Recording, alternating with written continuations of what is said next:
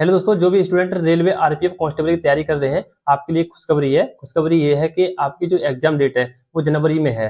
लगभग 8 जनवरी से आपका एग्जाम होना है। जनवरी टू मार्च तक एग्जाम चलेगा।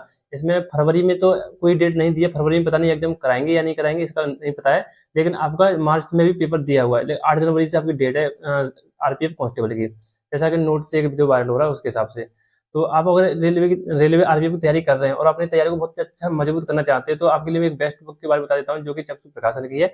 आपको पीडीएफ भी दिख रही होगी। तो इस बुक में कॉम्बो बुक आती है। अगर आप तीनों बुक लेना चाहते हैं, जैसे आपका रीजनिंग, मैथ और जीएस की, तो आप कॉम्बो बुक भी ले सकते हैं, या फिर आप एक एक बुक भी ले सकते हैं। जो भी आपके अकॉर्डिंग, जो जिस चीज़ की आपको जरूरत हो उसे भी ले सकते हैं। तो आज के लिए इतना ही। धन्यवाद।